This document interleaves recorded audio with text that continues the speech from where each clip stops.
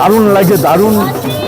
আর কয়েকটা দিন তারপরেই কপাট বন্ধ হয়ে যাবে, তার আগে আমরা চলে এসেছি। উত্তরাখণ্ডের চার ধামের মধ্যে অন্যতম হলো শ্রী বদ্রীনাথ ধাম, যা পুণ্যার্থীদের কাছে একটি স্বর্গভূমিও বলা যায়, যেখানে স্বয়ং বিষ্ণুদেব বিরাজ করেন বলে শোনা যায়। আজ আমার গন্তব্য হবে সেই বদ্রীনাথেই। হরিদ্বার থেকে কিভাবে এই পথে যাওয়া হবে ও সেখানে গিয়ে কোথায় থাকা হবে ও কিভাবেই বা দর্শন হবে আমার বিষ্ণুদেবের, তার পুরো ডিটেলস আমি শেয়ার করব আজ এই ভিডিওতে। তো আজ হচ্ছে 25 তারিখ, সকাল 3টে বাজে এখন। আর আমি চলে এসেছি তেহরি গাড়োয়ালে, যেখান থেকে বাস ছাড়বে 3:15 নাগাদ। তো এখন আমরা বাসে উঠবো। আমার বাস বুকিং করা হয়ে গেছে। বাস আমাদের অফলাইন পড়েছে 800 টাকা এবং অনলাইন রয়েছে 850 টাকা। এখান থেকে আমাকে বদ্রীনাথ পর্যন্ত নিয়ে যাবে। আমি ওখানে বদ্রীনাথ দর্শন করব। দেন আমি সকালবেলা ওখান থেকে জিপে করে আমি মানাগ্রাম যাব। তো আজকে পুরো ডিটেলস আমি তোমাদের এই ভিডিওতে শেয়ার করব। আর এই হচ্ছে আমাদের বাস, অলরেডি প্যাসেঞ্জার আসা শুরু হয়ে গেছে। দারুণ মজা হতে চলেছে। তো বেশি দেরি না করে, যারা এখনও পর্যন্ত সাবস্ক্রাইব করোনি আমার চ্যানেল, তারা সাবস্ক্রাইব করে নাও। আর এখন 3:35 বাজে, আর এই মুহূর্তে আমাদের বাসও ছেড়ে দিল। আর এই যাত্রা আমরা অতিক্রম করব 309 কিলোমিটার।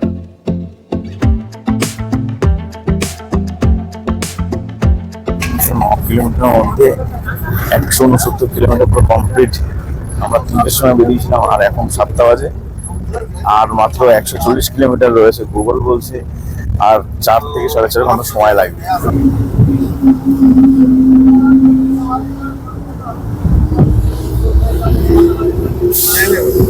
বাইরে বহুত ঠান্ডা, এখন পর্দা খোলা যাচ্ছে না।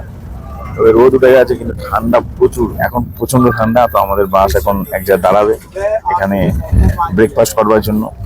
তো দেন আমরা এখানে ব্রেকফাস্ট করবো, তারপর আবার বেরোবো। তো আমরা এখন রুদ্রপ্রয়াগ জেলার এখানে একটা হোটেলে দাঁড়িয়েছি, যার নাম হচ্ছে সৈনিক হোটেল অ্যান্ড রেস্টুরেন্ট। তো আমরা এখান থেকে ব্রেকফাস্ট করব, দেন তারপরে আবার রওনা দেবো। প্রায় 1 নাগারে আমরা চলে এসেছি। 4 ঘন্টা অতিক্রম করে 170 কিলোমিটার। দারুণভাবে বাস গেছে আমাদের। শুধুমাত্র এক জায়গায় টয়লেট করবার জন্য দাঁড়িয়েছিল বাস, দেন এখানে এসে দাঁড়িয়েছে ব্রেকফাস্ট করবার জন্য। আর রাস্তায় কোনো জায়গায় দাঁড়ায়নি, দারুণ এসছে। 4 ঘন্টায় প্রায় হাফেরও বেশি কভার করে ফেলেছে। আরও মোটামুটি 140 কিলোমিটার বাকি। দেখা যাক কখন গিয়ে পৌঁছই। কিন্তু ঠান্ডা যথেষ্ট ভালো। ওয়েদার টেম্পারেচার বলছে 9 ডিগ্রি রয়েছে এখানে। তো বদ্রীনাথে তো বিগত কয়েকদিন ধরেই -2-3 যাচ্ছে। দেখা যাক বদ্রীনাথে গিয়ে বরফ বোধহয় থাকবে, ঠান্ডাও খুব বেশি। তো আমরা এখন এখান থেকে ব্রেকফাস্ট করবো, দেন তারপর রওনা দেবো। ব্রেকফাস্ট বলতে শুধুমাত্র আমি এখান থেকে চাই খেলাম। ভালোই। সকালে চা জল খাবারের জন্য 20 মিনিট আমাদের বিরতি দিয়ে বাস আবার তার যাত্রা শুরু করলো। তবে এরই মধ্যে দিনের শুরুর প্রথম সূর্যের আলো পাহাড়ের গায়ে পড়তে সে যে দৃশ্য ফুটে উঠল, তা বাইরে এক দৃষ্টিতে তাকিয়ে থাকা ছাড়া আর কোনো উপায় রইল না। আর এরই মাঝে দেখা মিলল মাসখানেক আগে ল্যান্ডস্লাইড হওয়া সেই স্থানটিও। 10 কিলোমিটারের মধ্যে আমরা 230 কিলোমিটার পথ চলে এসেছি, আর মাত্র 80 কিলোমিটার বাকি। গুগল বলছে আর 3 ঘন্টার মতো সময় লাগবে। এখন টাইম হচ্ছে 10টা। আশা করা যাচ্ছে 1টার মধ্যে পৌঁছে যাব। রাস্তা খুবই ভালো। তো কিছু জায়গায় ল্যান্ডস্লাইড হয়ে গেছিলো 1 মাস আগে, সেই জায়গায় আমরা বেরিয়ে এসেছি। এখন স্মুথ রাস্তা, ওয়েদার খুব ভালো। সূর্য উঠে রয়েছে, চকচকে রোদ ঝলমলে করছে।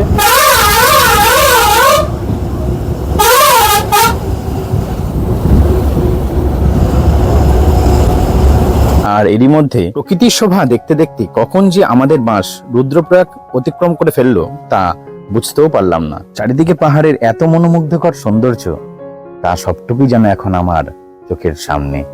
পুরো ন্যাচারাল ভিউ পাচ্ছি, দারুণ লাগে, দারুণ। ও মাই গড,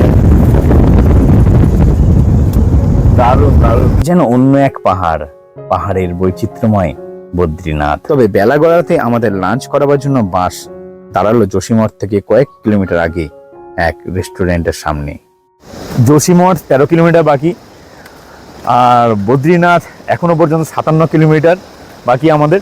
তো এখন বাজে ঘড়িতে 11টা 6, প্রায় 1.5 থেকে 2 ঘন্টা এখনো পর্যন্ত সময় লাগবে। তো আমরা লাঞ্চ করবার জন্য দাঁড়ালাম। ওয়েদার চরম রোদ রয়েছে এখন। তো বাইরে বেরোলে বোঝা যাচ্ছে চরম রোদ, পুরো আকাশ পুরো ঝলমলে। আমরা সবাই সুস্থ রয়েছি, কোনো রকম অসুবিধা কিছু নেই। আর এই যে এখানকার বাইরের দৃশ্য কি অপরূপ সুন্দর, তোমরাও শুধু দেখো। রাইসটা একটু ভালো ছিল না, ভিতরে দানা সব, কিন্তু ভাত উপরে পুরো করে গেছে, ডালটাও ঠিকঠাক না।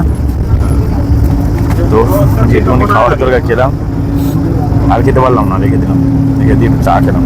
চাটা ভালো ছিল, তাও অন্যজনদের দিলাম চাটা। তো চলো, আমাদের গাড়ি ছেড়ে দিয়েছে, আর 57 কিলোমিটার বাকি। আর এরপরে কিছুটা আসতেই আমরা পৌঁছলাম যোশী মঠে। আমরা এখন যোশী মঠে, আর এখান থেকে বদ্রীনাথ হবে 44 কিলোমিটার। এই যোশী মঠ থেকে আউলি এবং কল্পেশ্বর মন্দির যাওয়া যায়। আমার কল্পেশ্বর মন্দিরে যাওয়ার আছে, তবে সেটা বদ্রীনাথ দর্শন করে ফেরবার পথে। তার ভিডিও আপনারা দেখতে পারবেন পরের পর্বে। যোশী মঠ থেকে বেরিয়ে গেলে বদ্রীনাথের রাস্তা ক্রমশ নিচের দিকে নামতে শুরু করে, আর তখনই দেখা যায় ডান দিক থেকে বয়ে চলা নদী অলকানন্দা। আর 35 কিলোমিটার হচ্ছে বদ্রীনাথ, আর এখান থেকে শুরু হয়ে যাচ্ছে অলকানন্দার সাথে আমাদের সংযোগ। এই অলকানন্দা ধরেই আমরা পৌঁছে যাব বদ্রীনাথের কাছে, এবং সেখানেই দেখব বিষ্ণুপ্রয়াগ, অর্থাৎ ধলা নদী এবং বিষ্ণু নদী একসাথে মিলিত হচ্ছে অলকানন্দার সাথে, এবং সেখানে প্রয়াগ তৈরি হচ্ছে, বিষ্ণুপ্রয়াগ। ডান দিক থেকে বয়ে চলেছে অলকানন্দা, আরো কিছুটা এলেই পড়বে বিষ্ণুপ্রয়াগ, যেখানে বিষ্ণুগঙ্গা এবং ধৌলি গঙ্গা এসে উৎপন্ন হচ্ছে অলকানন্দা নদী।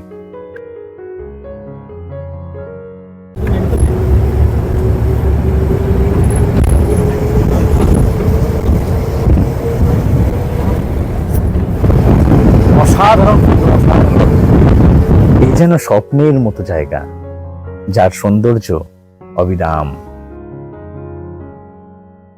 আর এই হচ্ছে হনুমান চট্টি, যেখানে স্বয়ং হনুমান ধ্যান করেছিলেন বিষ্ণুদেবকে তুষ্ট করবার জন্য। অসম্ভব সুন্দর এ দৃশ্য দেখে যেন মনে হচ্ছে চিরকালের জন্য এখানেই থেকে যাই। আর এই হনুমান চট্টি থেকে বদ্রীনাথ 10 কিলোমিটারের পথ। অ্যাট লাস্ট আমরা পৌঁছে গেছি বদ্রীনাথে।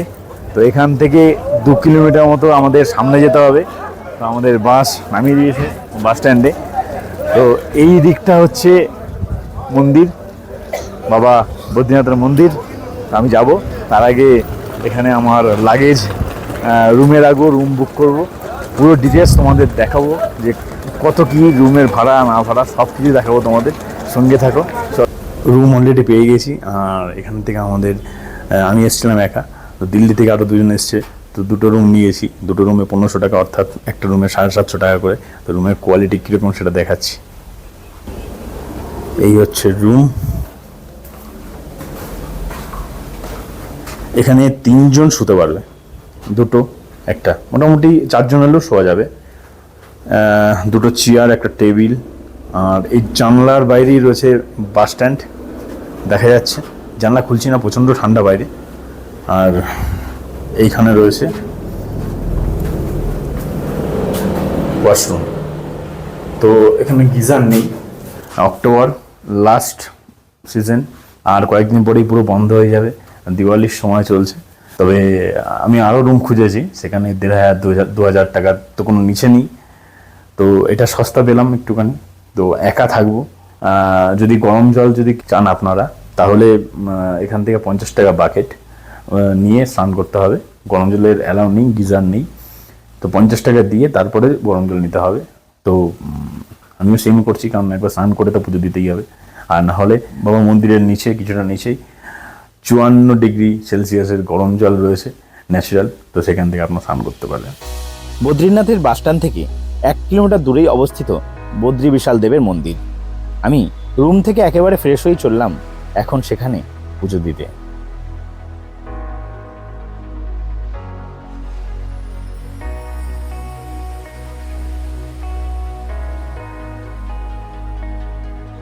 আর এই যে অলকানন্দা নদী বয়ে চলেছে, আর তার সামনেই রয়েছে বদ্রীনাথের মন্দির। জয় বদ্রী বিশাল। আমি এখন বদ্রীনাথের মন্দিরের ঠিক সামনে রয়েছি। ব্রিজের নিচ থেকে বয়ে চলেছে অলকনন্দা নদী, তোমরা দেখতে পাচ্ছ।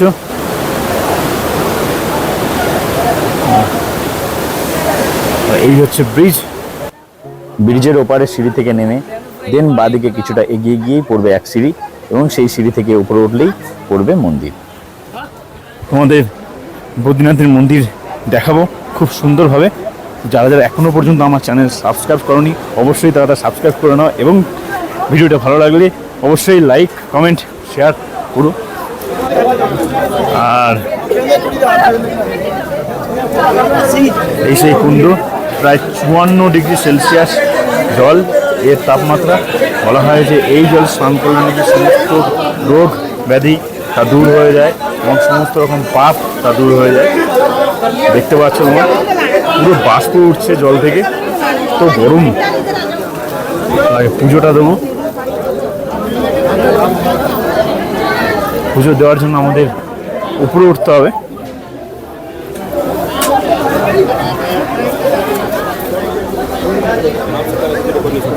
পুজো দিতে হলে আমাদের সিঁড়ি বেয়ে উপরে উঠতে হবে, এবং সেখানেই রয়েছে বদ্রী বিশাল। আরেকটা গুরুত্বপূর্ণ কথা, এখানে অনেকে পিণ্ডদান করতে আসেন, কারণ মানা হয় এখানে পূর্বপুরুষদের পিণ্ডদান করলে তারা স্বর্গ লাভ করেন। জানা যায় গুরু শঙ্করাচার্য এই মন্দির প্রতিষ্ঠা করেছিলেন 800 শতাব্দীতে, এবং বিষ্ণু ভগবান বহু বছর এখানে ধ্যান করেছিলেন।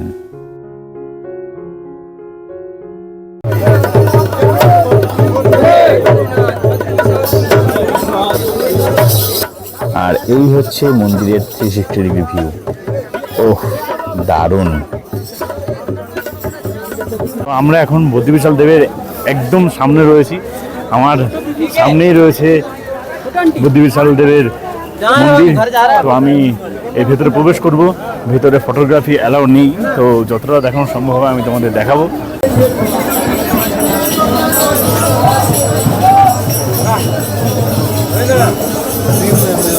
আমি এখন বদ্রী বিশাল দেবের মন্দিরের একদম দ্বারের কাছে। দেখতে পাচ্ছি ভেতরে পুজো হচ্ছে, আর আমি দ্বারের একদম কাছে। ও মাই গড, বদ্রী বিশাল দেব কি জয়।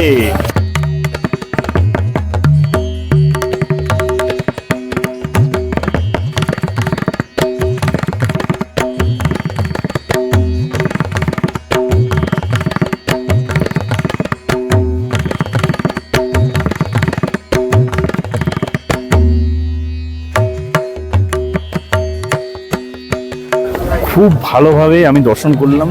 ভেতরে ফটোগ্রাফি অ্যালাউ না থাকে আমি দেখাতে পারলাম না। দারুণ সুন্দর কোষ্ঠী পাথরের তৈরি বিষ্ণু ঠাকুরের মূর্তি, দারুণ লাগলো দেখতে, এবং খুব ভালোভাবে পুজো দিলাম আমি। তো এই মুহূর্তে এত ভিড় নেই যে পুজো দেওয়া যাচ্ছে না, খুব সুন্দরভাবে পুজো দেওয়া যাচ্ছে। ভিড় অনেক কম আছে। দিওয়ালির দিন এরা বন্ধ করে এই মন্দির। কেদারনাথ বদ্রীনাথ একই সাথে বন্ধ হয়। তো এই মুহূর্তে অনেক কম ভিড় আছে এবং খুব সুন্দরভাবে পুজো দেওয়া যাচ্ছে। তো আপনারা যদি চান অবশ্যই আপনারা তাড়াতাড়ি এসে দিওয়ালির আগে এসে বদ্রী বিশালের দর্শন করতে পারেন, এবং খুব ভালো দর্শন হবে আপনাদের।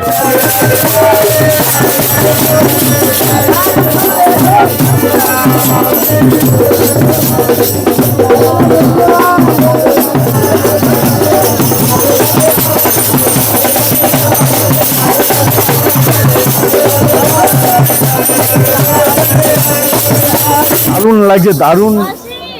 আর কয়েকটা দিন তারপরেই কপাট বন্ধ হয়ে যাবে, তার আগে আমরা চলে এসেছি। তো দারুণ সুন্দর ওয়েদার যেমন, আর তেমনি এখানে ভিড়ও কম রয়েছে। যেমন কেওয়াস থাকে এখন অনেক কম রয়েছে, কিন্তু যারা রয়েছে খুব কম সংখ্যক। এখানে লোকজন নাচ গান করছে এবং খুব দারুণভাবে আনন্দ করছে। তো আর কয়েকদিনের ব্যাপার, আপনারা যদি চান অবশ্যই আপনারা চলে আসতে পারেন এই বদ্রী বিশালে, এবং বদ্রীনাথের বাবা বিষ্ণুর দর্শন করতে পারেন।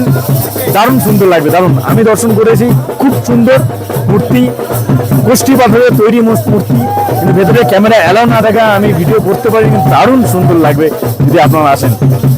খুব ভালো ওয়েদার, দারুণ লাগলো, দারুণ। দেখে নাও, আমার পিছনে রয়েছে বদ্রীনাথের মন্দির, আর এই সামনেই রয়েছে অলকানন্দা নদী। তো এখানে রয়েছে এখন পুরো উৎসবের মাহল।